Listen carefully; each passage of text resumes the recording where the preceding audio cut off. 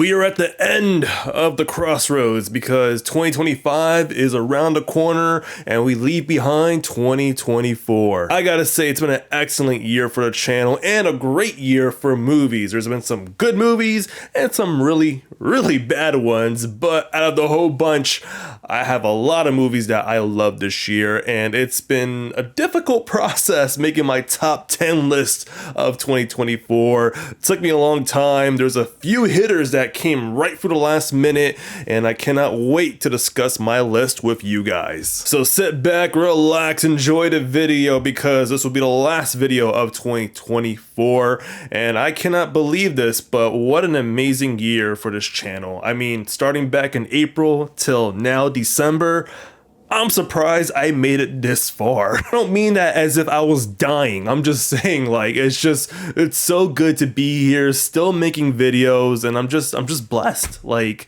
everyone who has supported me, to all the great responses and new subscribers, I'm just so thankful, man. And as the great Elton John would say, I'm still standing. Regardless, I'll leave all the mushy gushy thank yous at the end of this video, so definitely stay tuned. But we have a list to get to, so let's get right to it.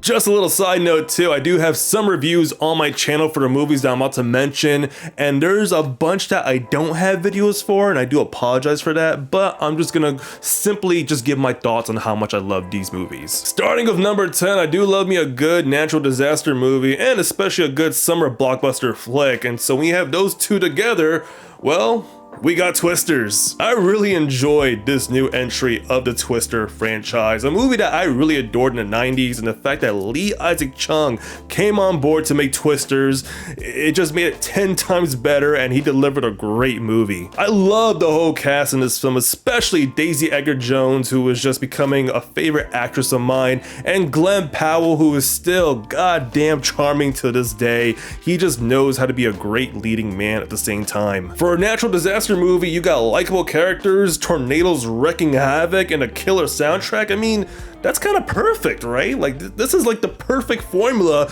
to make a great summer blockbuster flick. I do recommend Twisters if you're into like natural disaster movies, which we haven't had in a long time, but this one just filled the void for me. I really enjoyed Twisters. Coming in at number 9, a movie that I was actually kind of shocked to put on my list. A movie that I've seen here and there on the internet, but I asked a few friends of mine from the movie YouTube Discord, and they were telling me that, yeah, this movie is phenomenal. So I got to check it out, and they were correct. Hundreds of Beavers is an amazing slapstick comedy. I am shocked how well made this film was. It's got humor, it's got wit, it's got that weird zaniness that I was shocked to see in 2024. A movie that kind of fits into like the old school Buster Keaton, Charlie Chaplin days while implementing Looney Tunes. Like, that to me is like the perfect slapstick combination of a comedy that you want to see. And this may not be everyone's cup of tea, but I'm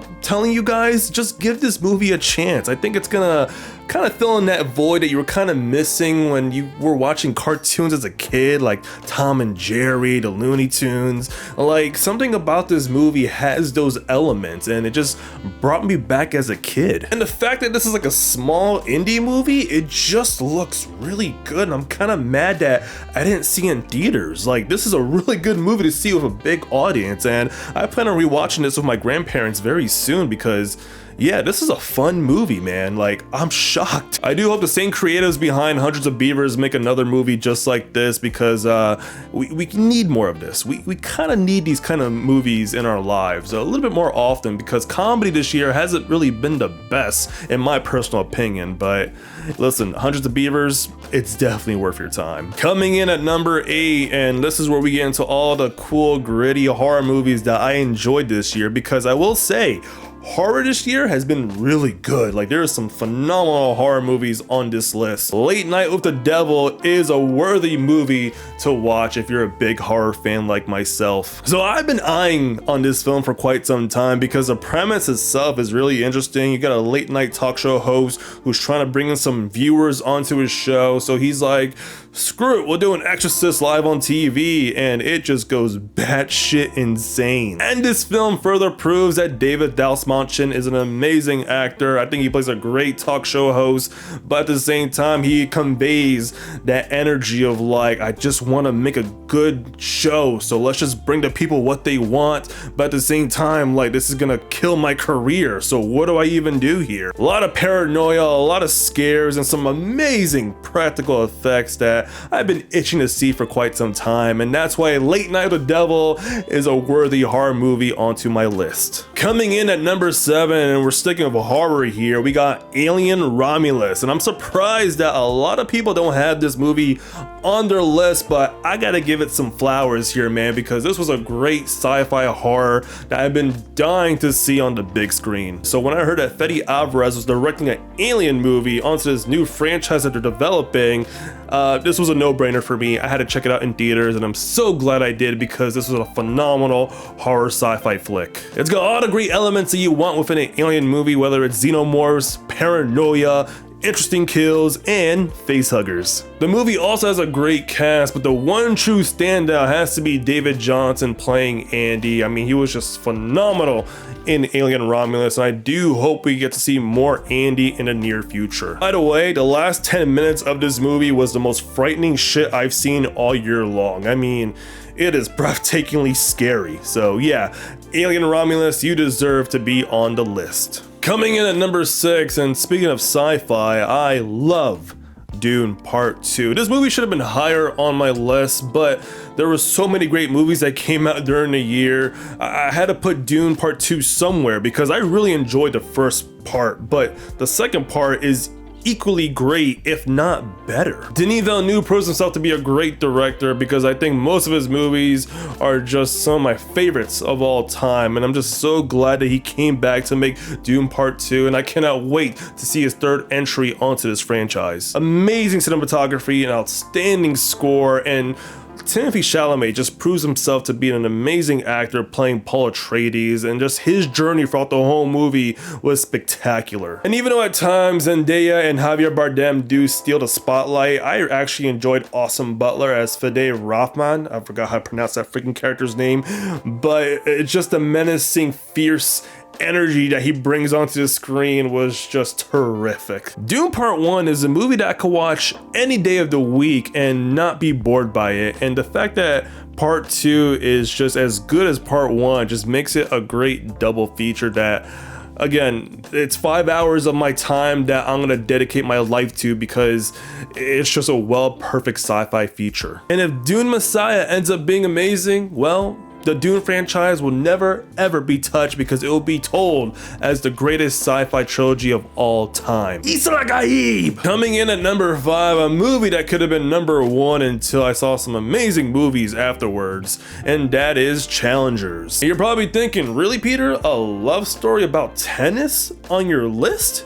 Well, yeah. The fact that Luca Guadagnino made an interesting love story within tennis is quite phenomenal because really the main stars within this movie is Zendaya, Josh O'Connor, and Mike Fass, and their love triangle was an interesting story to unravel. The chemistry between all three leads was just great, and the fact that they made some amazing cinematography and a fantastic score, I mean, it's just high adrenaline from start to finish. This movie shocked me by its core because I was not expecting to love this movie whatsoever. I mean, there hasn't really been any good love stories that I really enjoyed in film, but something about this love triangle really caught my attention. At the same time, it's just all because of the writing and acting. It just really grabbed me in. So yeah, definitely watch Challengers if you haven't yet. It's definitely worth your time. And listen, if you didn't like it, hey, it's not your cup of tea and I totally get it. But as someone who's open-minded to watch movies,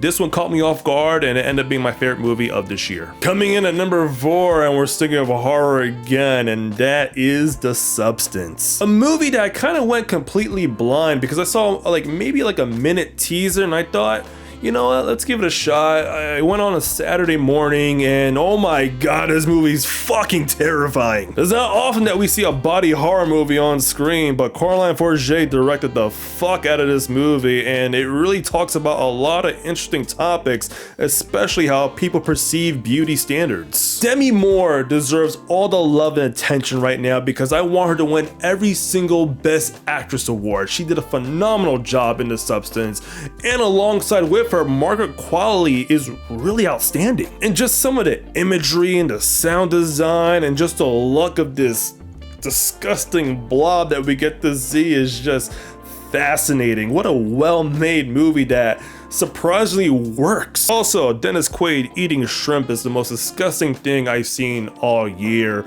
And yeah, this movie is just batshit insane. That's all I could really say about it. Very shocked to see elements of Cronenberg and Carpenter onto this movie, and I think Coraline Forget has a bright future ahead of her when it comes to making horror movies. Coming in at number 3, an amazing action movie that I am shocked that not a lot of people have watched or appreciated, and that is Furiosa, a Mad Max saga. George Miller still has the juice when it comes to making a great action flick, and my god, he delivered the goods within Furiosa. Anya Taylor-Joy doesn't have a lot of speaking lines, but just her actions just make up for it because she is just a fierce on screen. Love the action sequences, love the cinematography in here, and also a great story that actually enhances the movie that comes out afterwards. You can literally watch Furiosa and Mad Max Fury Road together and you got yourself a great double feature. And you got Chris Hemsworth playing a villain named Dementus, which to me is probably the more charming villains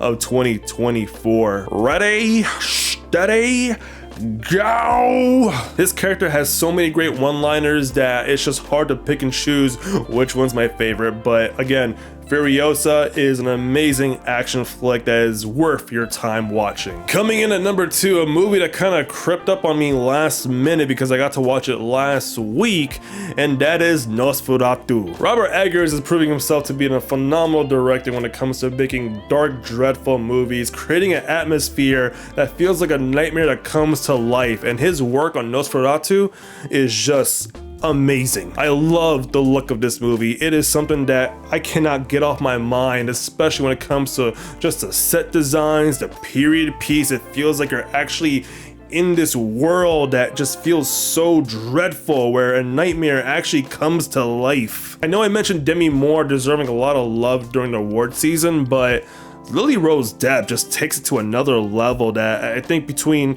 Lily and Demi, I hope both of them get a lot of love during the award season. I love the ensemble cast as well. I mean, Nicholas Hoult, Willem Dafoe, Aaron Taylor-Johnson, so many good people in this movie that acted the hell out in Nosferatu, especially Bill Skarsgård playing Count Orlok. I mean, he is unrecognizable and his voice is so deep and dreadful. I mean, you cannot recognize that's Bill playing Count Orlok. I wish I had a separate video on my thoughts on Nosferatu, but I just didn't have the time because of the holidays, but it just ended up being my second favorite movie of 2024. I could talk about Nosferatu for hours and hours on end, but I gotta talk about my number 1 favorite movie of 2024. This may shock a lot of people, believe it or not, but this movie caught me off guard, and I'm actually surprised that it's my number 1 favorite movie, and that is Anora. Another love story on my list, but it's not the love story that you would think of. It's kind of like if Cinderella's story was like rated R, but at the same time in the most organic, natural way possible. I always look forward to a Sean Baker movie because he really does bring in the realism from day-to-day sex workers or people just trying to make a living. I mean, if you've seen The Florida Project and Red Rocket, you guys kind of know what I'm talking about. When it comes to Anora, this was like no surprise that I was looking forward to watching this movie, and it ended up being a fantastic fucked up love story. Mikey Madison plays Anora, a woman who is a sex worker just trying to make a living. She ends up meeting this Russian guy who she kind of falls in love with, and I think he falls in love with Anora for the wrong purposes. And you kind of get to see this temporary bliss develop within a 2-week span. But then after those 2 weeks and after they get married in Vegas, things kind of go sideways. Love the actors in here. I love the look of this movie. It just feels so real and organic, something that Sean Baker is really good at. And again, the performances from Mikey Madison and even some of the henchmen from the Russian mob was just a delight to see. Even making this list, I was shocked that Anora just ended up being #1, because I was just going through the whole list thinking like, well, we got action, well, there's a bit of comedy, well, there's a bit of horror. Why is this love story so interesting to me? And I think it's all because of just the acting and the writing. It just ended up being kind of like the perfect blend that I was kind of looking forward to see. So my streak continues on being a Sean Baker fan, a director that I cannot wait to see his other movies in the near future. And I gotta tell you, man, Anora just ended up being amazing. That's definitely worth your time watching. It may not be for the faint of heart, especially people who don't really want to watch R-rated movies with families, but if you have the time to watch with someone or just by yourself, I really do think Anora is worth watching. And that concludes my top 10 favorite movies of 2024. I just want to say thank you guys for joining along with me on this ride. It's been a hell of a year for the good and bad, but I'm still here, I'm still making videos, and I'm just so damn happy. For all my friends and family, your love and support definitely meant a lot to me. It really does push me to do better within this channel and better at life. Also, a huge shout out to the Movie YouTuber Discord channel. You guys are just an amazing group. I really do appreciate all your love, all the conversations that we have. I mean, it's really just the best damn group ever. And again, just thank you guys so much. I wish I could see you guys face to face and just give you a big old hug, but for now, I just gotta say thank you guys. I love you guys, and I'll continue on supporting you as well. But we have a long road ahead in 2025, so I look forward to making more videos onto the channel and seeing you guys as well, and hopefully some new subscribers. So if you have not subscribed to the channel, please do. Your love and support would definitely be appreciated. And leave a comment down below. What is your favorite movie of 2024? I would like to see your list if you have a top 10, top 5, or just a personal favorite of this year. But on that note, guys, have a great new year. I'll catch you guys in 2025. Keep watching movies and stay positive. Take care. Bye-bye.